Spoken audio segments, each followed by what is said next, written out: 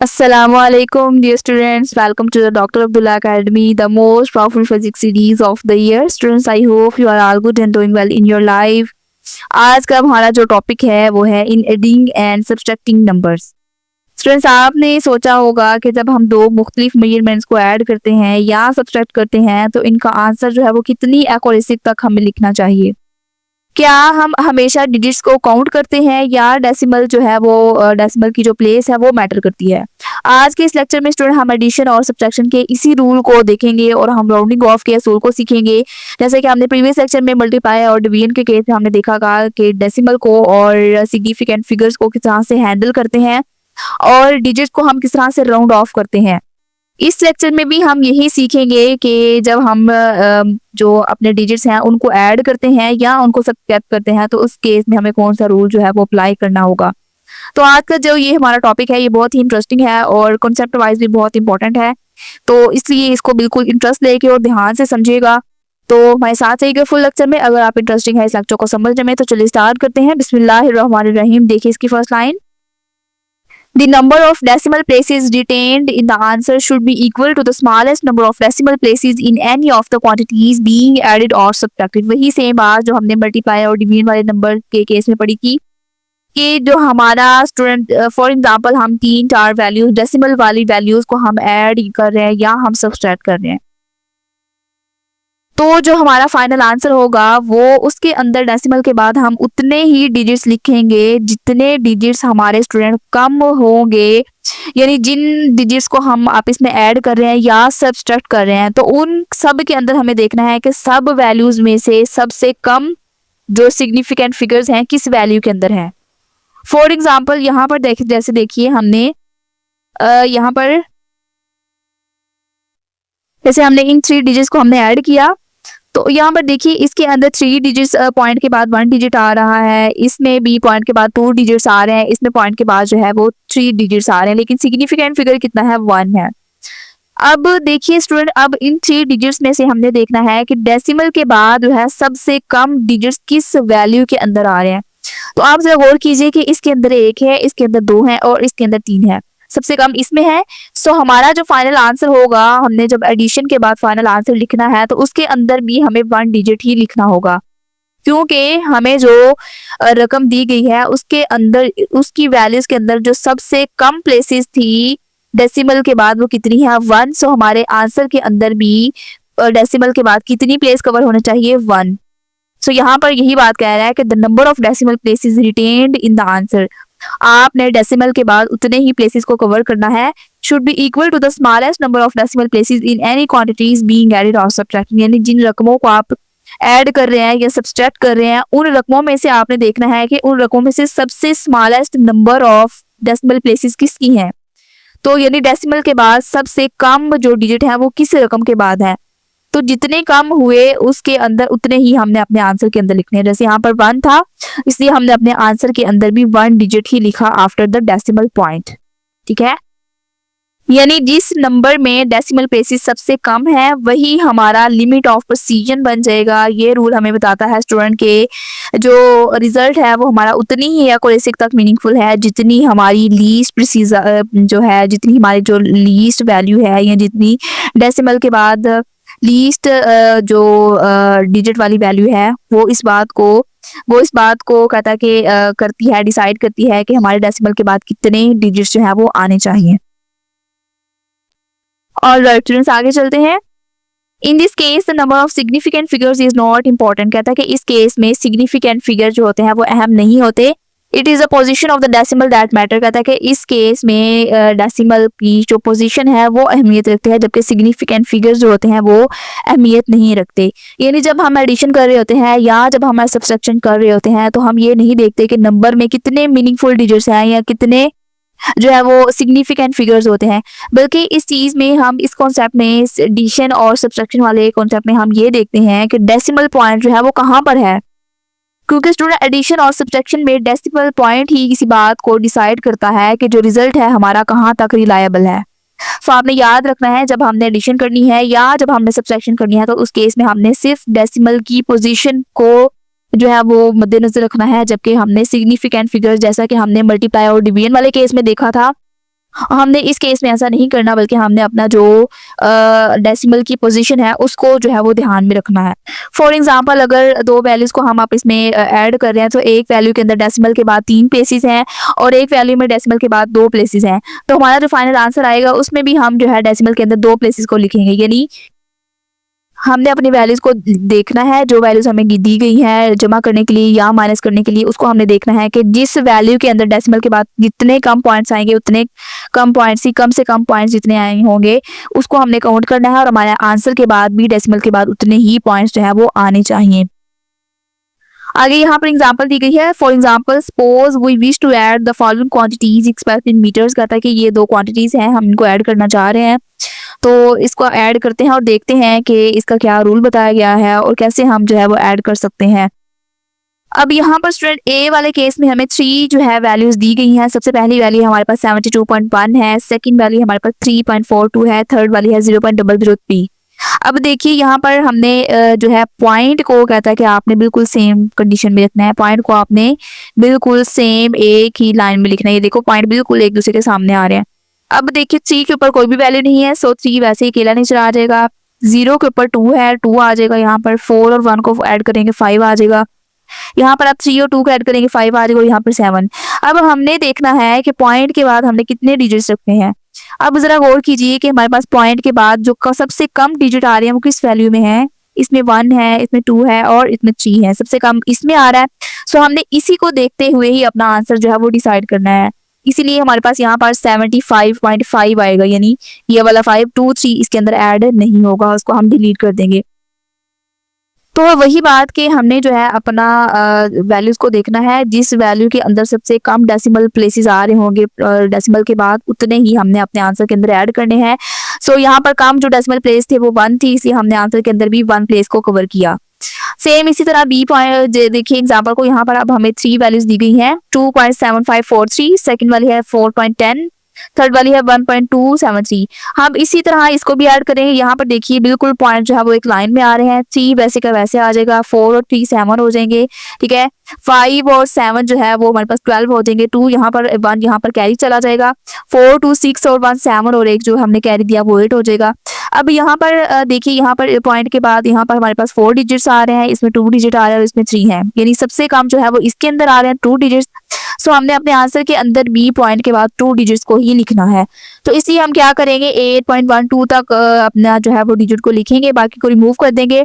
तो रिमूव करने के लिए हम अपना राउंड ऑफ का तरीका अपनाएंगे। तो उसके लिए देखिए स्टूडेंट, जिस चीज को हम रिमूव कर रहे हैं वो क्या है, 5 से अबव है। तो हमने देखा कि जिस चीज को हमने ड्रॉप करना है या रिमूव करना है, अगर उसका फर्स्ट वाला डिजिट हमारे पास 5 से अबव है तो हम पिछले के अंदर एक ऐड कर लेंगे। तो इसलिए 7 5 से बड़ा है, इसे हम 2 के अंदर एक ऐड करेंगे तो हमारे पास हो जाएगा 8.13। तो ये हमारा फाइनल आंसर होगा। आगे यहाँ पर वो उसकी थोड़ी एक्सप्लेनेशन कर रहा है। इन केस ए कहता है ए के केस में द नंबर 72.1 है द स्मॉलेस्ट डेसिमल प्लेसेस, यानी ये वाला जो हमारे पास वैल्यू थी ये वाली वो कम डेसिमल प्लेस रख रही थी। Thus the answer is rounded off to the same position which is then 75.5 metre. इसलिए कहता है कि हमने अपने आंसर के अंदर भी डेसिमल के बाद ओनली 1 प्लेस को रखा, इसलिए हमारा जो आंसर आया था वो कितना है 75.5। यानी हमने अपने डेसिमल के बाद ओनली 1 डिजिट को रिटेन रखना था, इसलिए बाकी को हम रिमूव कर देंगे 23 को, तो हमारे पास आंसर आ जाएगा 75.5।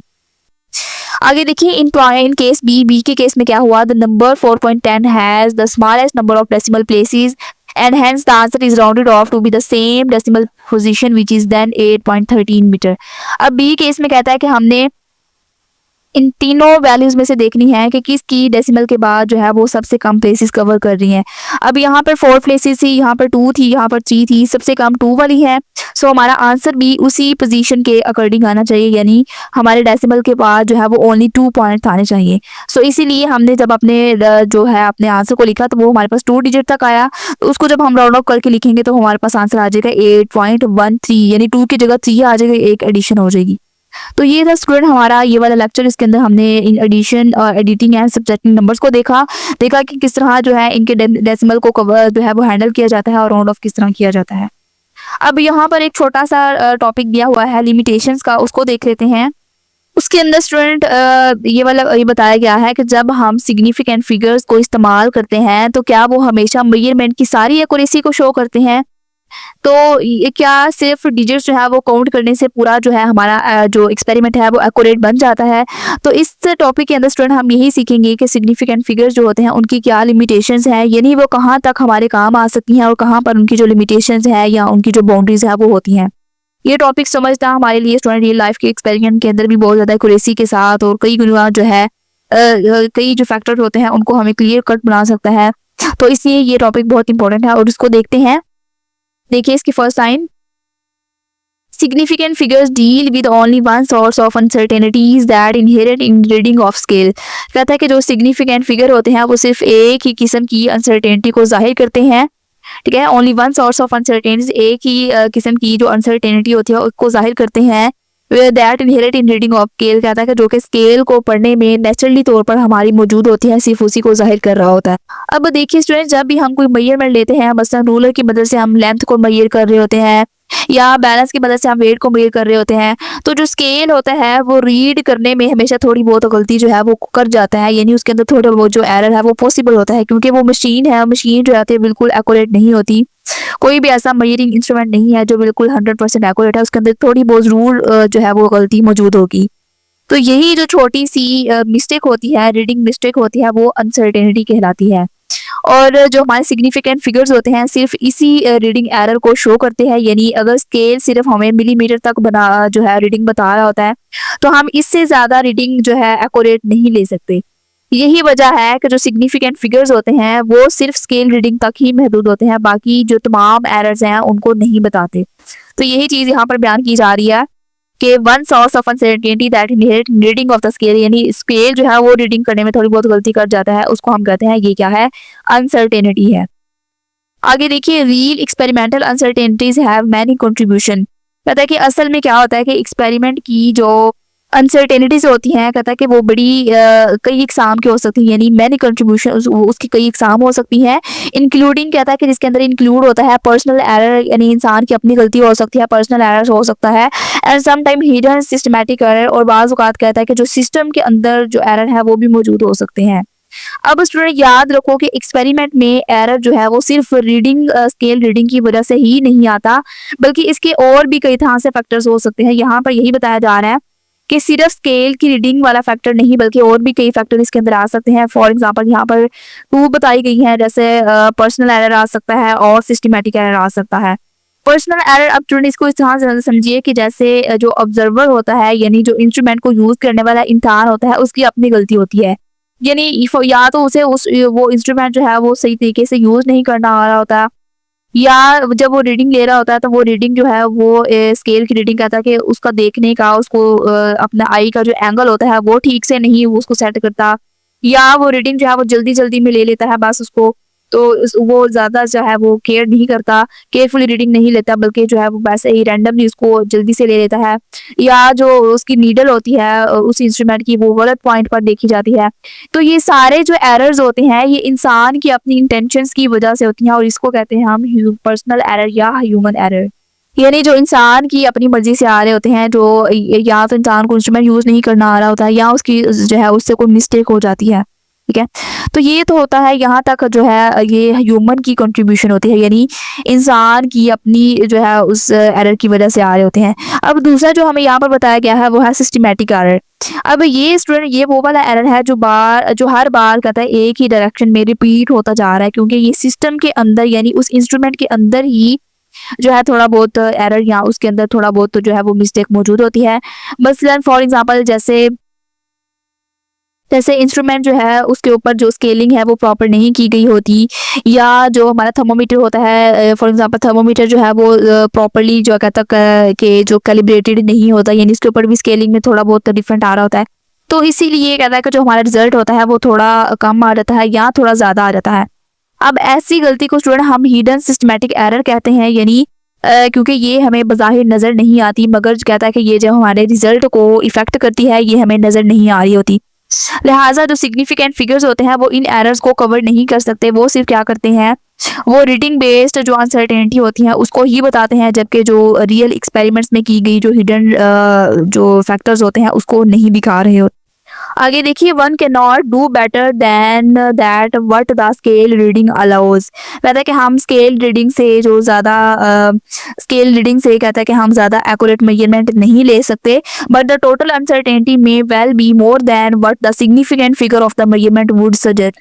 कहता है कि लेकिन जो टोटल अनसर्टेनिटी होती है अक्सर कहता है कि इससे ज़्यादा कहता है हो सकती है जितना हमारा सिग्निफिकेंट फिगर्स होते हैं। अब ये स्टूडेंट यहाँ पर ये वाली लाइन बहुत इंपॉर्टेंट है। इसका मतलब ये है कि आपकी जो एक्यूरेसी होती है हमेशा आपके इंस्ट्रूमेंट की लिमिट तक ही होती है। कहता है कि one can not do better, कहता है कि कोई भी उससे ज्यादा अच्छी रीडिंग नहीं ले सकता then what the scale reading allows. जितनी उसको कोई भी इंस्ट्रूमेंट का स्केल उसको अलो करेगा उतनी ही रीडिंग ले सकता है, उससे ज्यादा कहता है रीडिंग नहीं ले सकता। यानी इसके अंदर इंस्ट्रूमेंट की लिमिट आ जाती है, जितना इंस्ट्रूमेंट की लिमिटेशन होगी उससे ज़्यादा वो कहता है कि आप जो है वो रीडिंग नहीं ले सकते। अक्सर आपके पास एक स्केल है यानी अगर आपके पास एक स्केल है उसके ऊपर जो है आप 1 मिलीमीटर तक ही मेजर कर सकते हैं, तो आप इस इंस्ट्रूमेंट की मदद से 0.1 मिलीमीटर तक एक्यूरेट रीडिंग नहीं ले सकते। यानी सिर्फ आप 1 मिलीमीटर तक ही ले सकते हैं, इससे जो छोटी वैल्यू है वो आप रीड नहीं कर सकते। यानी आप जो है you can't be more precise then your instrument. यानी आप अपने इंस्ट्रूमेंट से ज़्यादा जो है प्रिसाइज रीडिंग नहीं ले सकते। जितना वो आपको अलाउ करेगा उतना ही आप जो है वो मेजर कर सकेंगे, उससे ज़्यादा प्रिसाइज आप रीडिंग नहीं ले सकेंगे। फिर यहाँ पर अब स्टूडेंट कहा जा रहा है बट द टोटल अनसर्टेनिटी में well be more than what the significant figure of the measurement would suggest. कहता है कि जब हम रियल एक्सपेरिमेंट कर रहे होते हैं तो उसके अंदर कहता है छोटे छोटे कई एरर्स आ जाते हैं, कई उसके अंदर एरर्स जो है वो ऐड हो सकते हैं, जैसे कि टेम्परेचर का इफेक्ट आ सकता है, रिएक्शन का डिले आ सकता है, या उसके बाद ह्यूमन रिस्पॉन्स टाइम वगैरह आ सकता है। तो इसीलिए कह रहा है कि जो हमारी टोटल अनसर्टेनिटी होती है कहता है कि वो अक्सर ज़्यादा हो जाती है जितनी क्या होता है कि जितनी कहता है कि what the significant figure shows. कहता है कि जितनी हमारे सिग्निफिकेंट फिगर शो कर रहे होते हैं अनसर्टेनिटी, उससे ज़्यादा कहता है कि हमारे पास जो अनसर्टेनिटी है वो आ जाती है। तो स्टूडेंट ये था हमारा आज का टॉपिक, जिसके अंदर हमने देखा कि सिग्निफिकेंट जो फिगर्स होते हैं वो सिर्फ रीडिंग की अनसर्टेनिटी को बता रहे होते हैं। तो उसके बाद हमने देखा कि रियल एक्सपेरिमेंट के साथ साथ हमारे जो पर्सनल और सिस्टमेटिक एरर्स भी इसके अंदर शामिल हो सकते हैं, और स्केल की लिमिटेशंस भी इसके अंदर आ सकती हैं, और जो हमने देखा कि जो टोटल हमारा एरर होता है वो सिग्निफिकेंट फिगर से ज़्यादा हो सकता है। तो इसलिए कहता है कि हमें जो है अपनी रीडिंग देते हुए या मेजरमेंट देते हुए बहुत ज़्यादा केयरफुल और रियलिस्टिक रहना होता है, ताकि हर चीज़ को हम ध्यान में रखें और हमारी तरफ से भी कोई एरर नहीं होना चाहिए। अगर सिस्टम के अंदर कोई एरर मौजूद है तो उसको भी सॉल्व आउट किया जाना चाहिए, या उसको उस इंस्ट्रूमेंट को किसी दूसरे के साथ रिप्लेस कर लेना चाहिए। तो आई होप कि आपको ये वाला टॉपिक अच्छे से समझ आ गया होगा। और अभी हमने प्रीवियस जो ये वाला लेक्चर पढ़ा, टॉपिक पढ़ा in editing, in adding and subtracting number, वो भी अच्छे से समझ आ गया होगा। इन दोनों टॉपिक्स के अंदर जो भी आपकी कंफ्यूजन हुई या कोई भी आपकी क्वेरी हुई तो आप कमेंट सेक्शन में पूछ सकते हैं। और अगर आपको वीडियो अच्छी लगी हो और आपके सारे कॉन्सेप्ट क्लियर हुए हों तो वीडियो को लाइक कीजिए, प्यारा सा कमेंट लिखिए और अपने दोस्तों के साथ शेयर कीजिए। और हमारे चैनल को अगर आपने अभी तक सब्सक्राइब नहीं किया तो लाजमी सब्सक्राइब कीजिए। ये आपके लिए बहुत ही गोल्डन चांस है फिजिक्स को कवर करने के लिए। इसमें आपको हर तरह के कॉन्सेप्ट मिलेंगे, फार्मूलाज मिलेंगे, और आपके सारे कॉन्सेप्ट हैं वो क्लियर करवाए जाएंगे। तो इसलिए आपने अगर अभी तक हमारे चैनल सब्सक्राइब नहीं किया तो उसको सब्सक्राइब कीजिए। और मिलते हैं नेक्स्ट वीडियो में, जो कि हमारी होगी प्रिसीड एंड एक्यूरेसी के ऊपर। तो तब तक के लिए अपना बहुत ख्याल रखिए, अपने पैरों का ख्याल रखिए। अल्लाह हाफिज।